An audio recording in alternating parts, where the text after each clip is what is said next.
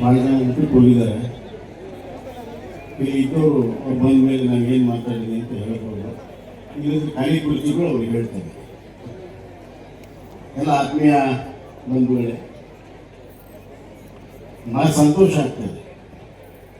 ಒಂದು ಸಂಸ್ಥೆ ಇವತ್ತು ಗೋಲ್ಡನ್ ಜೂಬ್ಲಿ ಸೆಲೆಬ್ರೇಷನ್ ಆಗ್ತಾ ಇದೆ ಅಂದರೆ ಅದರ ಹಿಂದೆ ಎಷ್ಟು ತ್ಯಾಗ, ಎಷ್ಟು ಶ್ರಮ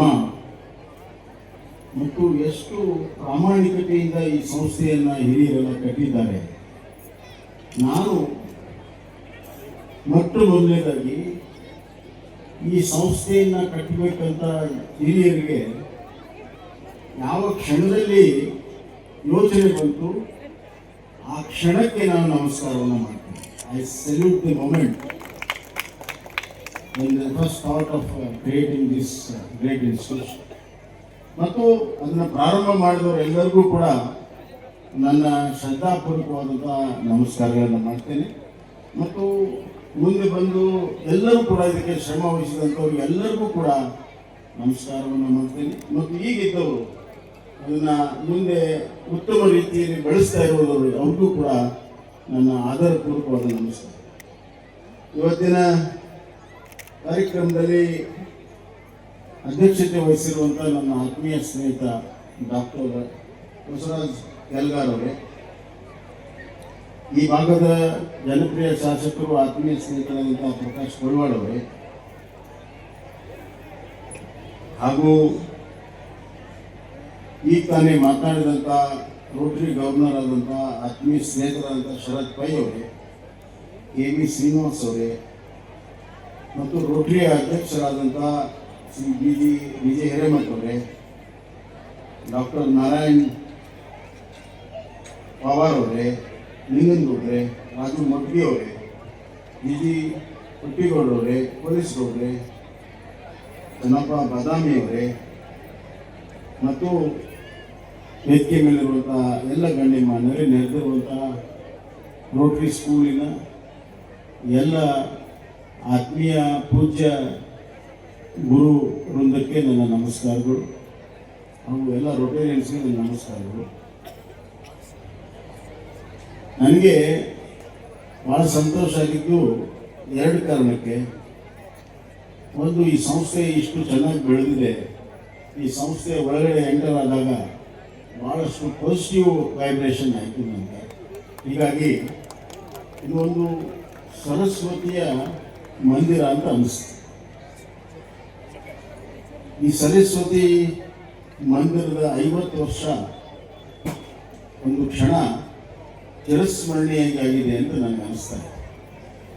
ಇಲ್ಲಿ ಎಲ್ಲ ಹಳೆ ಗುರುಗಳು, ಗುರು ಮಾತೆಯವರು ಬಂದಿದ್ದಾರೆ. ಅವ್ರು ನೋಡಿದರೆ ಅವ್ರು ಪಟ್ಟಿರುವ ಶ್ರಮ ಮತ್ತು ಈ ಸಂಸ್ಥೆ ಮೇಲೆ ಇನ್ನೂ ಕೂಡ ಅವ್ರಿರುವಂಥ ಪ್ರೀತಿ ತೋರಿಸ್ತಾರೆ. ಎಲ್ಲ ಕುಂತವ್ರು ನೋಡಿಬಿಟ್ರೆ ಅವ್ರು ಎಷ್ಟು ಪ್ರೀತಿಯಿಂದ ಈ ಶಾಲೆಯಲ್ಲಿ ಕಲಿಸಿದ್ರು ಅನ್ನೋದು ಗೊತ್ತಾಗ್ತದೆ. ಒಂದು ರೀತಿಯಲ್ಲಿ ಸಂಗಮ ಇದು. ಹಳೆ ಗುರುಗಳು, ಹಳೆ ವಿದ್ಯಾರ್ಥಿಗಳು, ಇವತ್ತಿನ ವಿದ್ಯಾರ್ಥಿಗಳು, ಇವತ್ತಿನ ಗುರುಗಳು, ಇವರೆಲ್ಲರ ಒಂದು ಸಂಗಮ ಇದು. ಆದ್ದರಿಂದ ಈ ಒಂದು ಸುವರ್ಣ ಮಹೋತ್ಸವದ ಅಮೃತಗಳಿಗೆ ಅಂತ ನಾನು ಭಾವಿಸ್ತೇನೆ. ಅವರೆಲ್ಲರಿಗೂ ಕೂಡ ಶುಭಾಶಯಗಳನ್ನು ಹೇಳ್ತೀನಿ. ಹಿರಿಯ ಗುರು ಮಾತೆಯರಿಗೆ, ಗುರುಗಳಿಗೆ ದೀರ್ಘಕಾಲದ ಆಯುಷ್ಯ ಮತ್ತು ಮಾರ್ಗದರ್ಶನ ಮಾಡುವಂಥ ಶಕ್ತಿ, ತಮ್ಮ ಆರೋಗ್ಯ, ಶ್ರೇಯಸ್ಸು ಎಲ್ಲವೂ ಕೂಡ ಸಿಗಲಿ ಅಂತ ಭಗವಂತನಿಗೆ ಪ್ರಾರ್ಥನೆ ಮಾಡ್ತೀನಿ. ಎರಡನೇ ಕಾರಣ, ಪ್ರಕಾಶ್ ಕೋಳಿವಾಡ್ ಇಲ್ಲ ಇದೆ. ತನ್ನ ಸ್ನೇಹಿತರ ಜೊತೆಗೆ ಸೇರಕ್ಕೆ ಹೋದ. ಅಂದರೆ ಸ್ನೇಹ ಎಷ್ಟು ಗಟ್ಟಿ ಇದೆ ನೋಡಿ. MLA ಸ್ಥಾನದಕ್ಕಿಂತ ಸ್ನೇಹದ ಸ್ಥಾನ ಭಾಳ ದೊಡ್ಡದಿದೆ ಅಂತ ತೋರಿಸ್ತಾನೆ. ಅದು ಸತ್ಯ ಇದೆ. ಸ್ನೇಹ ಅಂದರೆ ಹೆಂಗೆ, ಅದು ಹಳೆ ಸ್ನೇಹಿತರು ಸಿಕ್ಬಿಟ್ರೆ ಭಾಳಷ್ಟು ಸಂತೋಷ ಆಗ್ತದೆ. ಹೃದಯ ಬಿಚ್ಚಿ ಮಾತಾಡ್ಬೋದು, ನ್ಯಾಗಿ ಸ್ವಚ್ಛ ಆಗೋವರೆಗೂ ಮಾತಾಡ್ತಾರೆ. ಅವನು MLA ಆಗಿದ್ದೆಲ್ಲ ಮಾಡೋಕ್ಕಾಗೋದಿಲ್ಲ. ಅವನು ಭಾಳ ಟೈಟ್ ಫಿಟ್ಟಿಂಗ್ ಇರ್ತದೆ. ಅದಕ್ಕೆ ನಾನು ಹೇಳಿದೆ, ಮೊದಲು ಹೋಗ್ಬೇಕ ನೀನು ಅಂತ.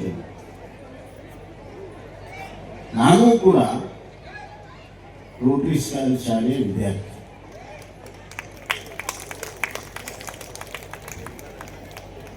ಹುಬ್ಬಳ್ಳಿಯಲ್ಲಿ 1960ರಲ್ಲಿ ರೋಟರಿ ಶಾಲೆ. ಅದರ ಥರ್ಡ್ ಬ್ಯಾಚು ನಾನು ವಿದ್ಯಾರ್ಥಿ.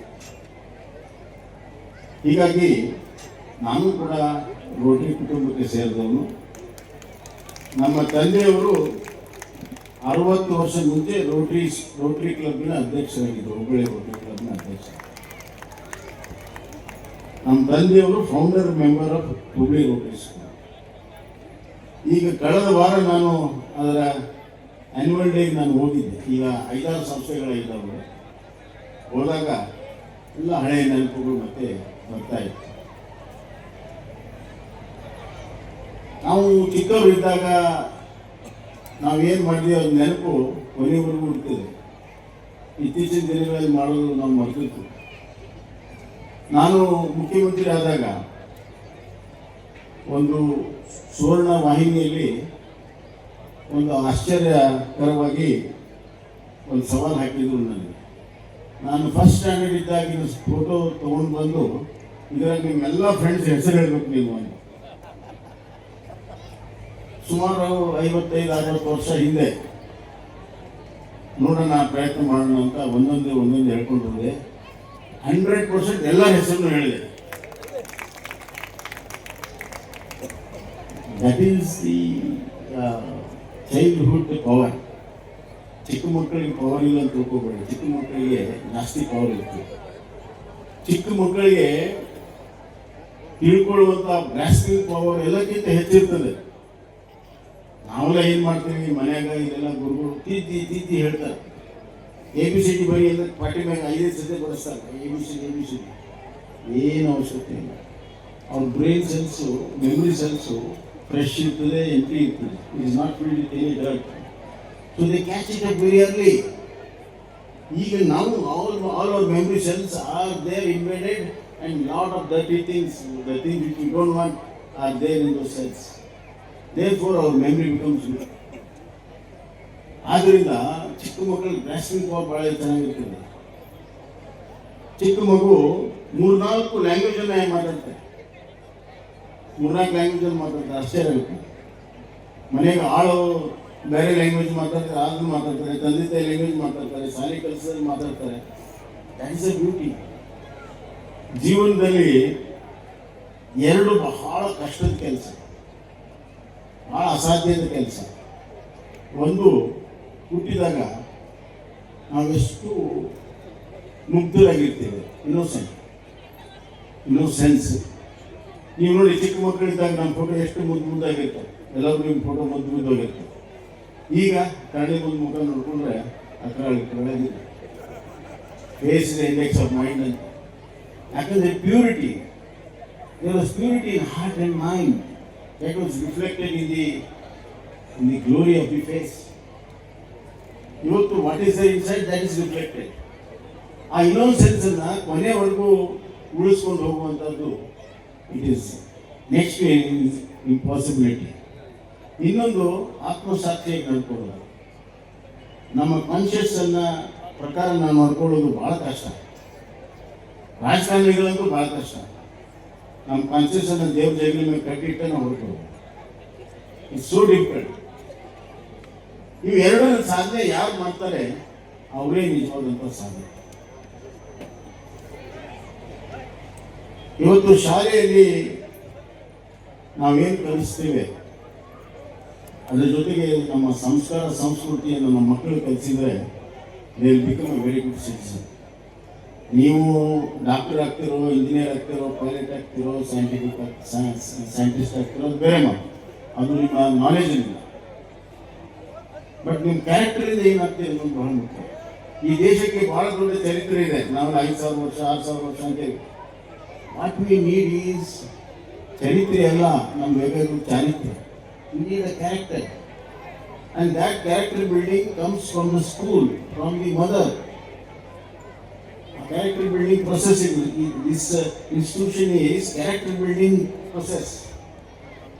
ಅಂತ ಒಳ್ಳೆ ಕ್ಯಾರೆಕ್ಟರ್ಗಳನ್ನು ನಾವು ಬಿಲ್ಡ್ ಮಾಡೋದಕ್ಕೆ ಜೀವನದಲ್ಲೆಲ್ಲ ಯಶಸ್ವಿಯಾಗಿದ್ದಾರೆ.